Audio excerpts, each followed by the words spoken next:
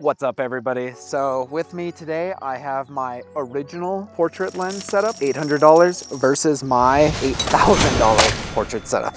Well, the situation is this is an 85-1.8 on a 24 megapixel mirrorless body, the Sony A7 with the Sony 85-1.8, and then the Canon R3, also a 24 megapixel body with the Canon 85-1.2.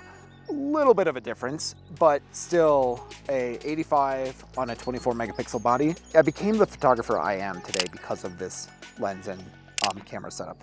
And then I still decide to do, like, as a professional, I still decide to shoot with an 85-1.2 in this case, and a 24 megapixel body. So why 85 millimeters? It's the perfect compression for me. I think like a 70 to 200.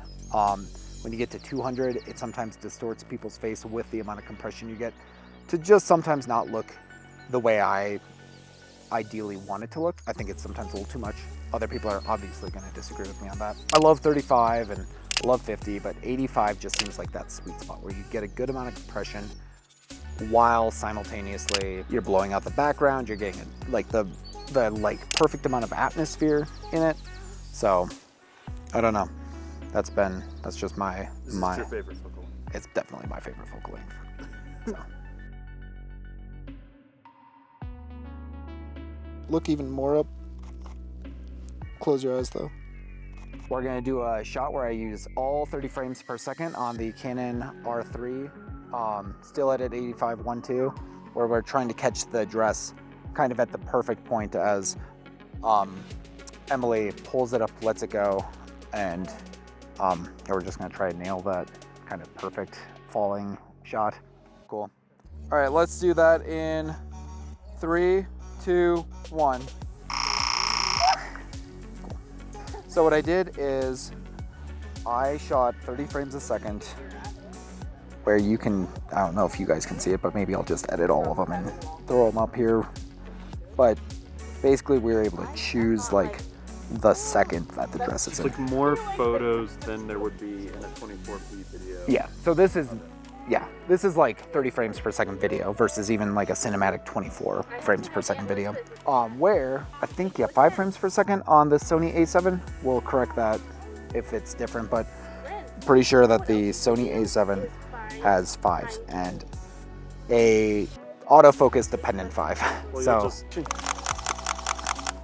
all right, cool. Yeah, so there's multiple big differences that are happening right now. 1.8 means I have to pump up the ISO. I get a less blurred background. Yeah, my shutter speed wouldn't be as high if I didn't pump up the ISO. Second thing is this is a solid 4 or 5 frames per second at best. That has 30. This has no eye autofocus. Does have okay autofocus. I have to focus, recompose, or move my focal point, which is a pain on the A7. It has to be, I think it's 2 to 3 button clicks for sure. And there might be a quicker way to do it, but I don't remember, and it doesn't have a joystick. So the big problem with this is, 1, you have to click 3 buttons to move the thing, but 2, you have to use the trackpad to actually get the focus point to move. Going back to the R3, there is a easy way to move it with the joystick that is kind of common on more professional cameras anyways. Then you can actually use this touch control button that is significantly faster than the joystick. The focus button is just a joy to use, and it's touchscreen. So 3 very quick ways to use autofocus on the R3. The A7 is definitely a bit more involved, let's put it that way.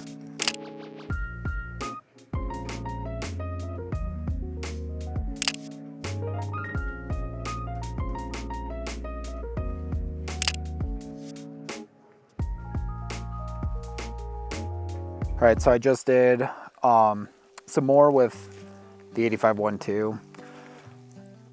This obviously sounds dumb, or not dumb, obvious, but the 85-1.2 has so much more light and so much more blur that it's just a joy to shoot with. I am going to contrast that with the 85-1.8, and we'll show you some examples. All right, cool. Let's do the same thing.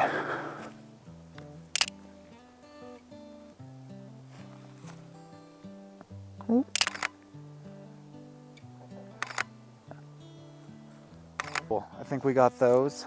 I'm ready for our dramatic leaves. Brandon, let me ask you, for this leaf throwing photo, would you rather shoot them with the A7 or with the R3? You would have to get really lucky with the A7. Just perfect. The nice thing about 30 frames per second, I think a lot of people like kind of bash fast frame rates unless you shoot sports. But in reality, like I've used it for 2 different shoots on a maternity shoot. Like that is not where you'd expect to use a higher frame rate. But also I would not have been able to get the 2 shots without using a faster frame rate. So that is another way in which, even for photography outside of sports, that the A7 is at a little bit of a disadvantage to the R3. So you could definitely get these shots with the A7, but you'd have to have the model and whatever crew you have with you do the shots repetitively over and over and over again. And you're still not really guaranteed that.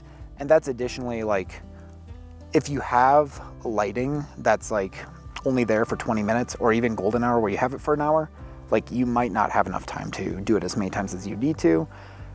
And honestly, you still might not even get it. Like there's so many factors that go into it, where with 30 frames per second, as long as it's like a good throw and that you didn't just throw a bunch of leaves into somebody's face, you're gonna have a lot of options to pick from. So you're gonna take this next shot? Yeah, this might be an indicator. Plus the 1.2 is gonna make it look better. So once again, the combination of these 2 is a huge upgrade. Cool. And then whenever you are ready. How do you want me to? So I don't mean to bash the Sony A7 too much. At least not the autofocus and all that. It's okay, like it's not bad. But the biggest thing that I saw moving away from the Sony A7 was when I got the Sony A7 R3 and it had eye autofocus. So that's the autofocus where you can push a focus button and it'll focus on a subject's eye. Which also leads into the Canon R3 where it has the eye autofocus, while also having, a better joystick, better autofocus kind of in general, the touch sensor. And what all of these little pieces do to me is they break down barriers to composition. When I shot with the A7 original, I did not compose my photos as well. And it wasn't even necessarily my skill of composing. It's not like, oh, I learned to compose better through time, which I probably did to some degree too. It was that when I did the focus recompose, I would have to, I wouldn't think it through in the same way. Now when I shoot with the R3, I'll take a photo and the first thing that comes to mind before taking that photo is what's the composition. Then it's pushing the button to get the autofocus. All right, so although obviously I preference my R3 with the 85-1.2, which, it has the drive mode, way better autofocus, better ergonomics for autofocus and everything else, and so much more. This is still an amazing camera. Like I said, I did start my career using this and I got amazing shots with it, and you will get amazing shots with it. Whether you should buy this in 2023, 2024, I don't know. This is probably the cheapest portrait setup with a full frame camera you can get. In terms of mirrorless, I'm sure there are DSLRs that you can still get cheaper, but this is a very solid 85 at 1.8 that does blur the background out very decently. This is a full frame body. It does handle low light very well. To end the video, I'm gonna take a couple more shots with the A7 and I'll show you what I can do with it. Here, let's have you look up at me real quick. Big smile. Just gonna show you a couple of these real quick. I actually love the spot.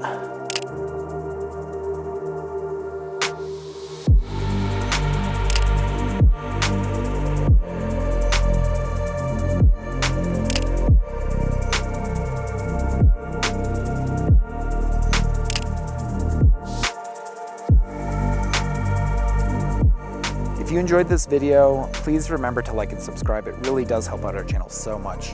And if you have any questions about anything that I have talked about in this video or any other video, you can comment it below. We'll get to you soon. Peace.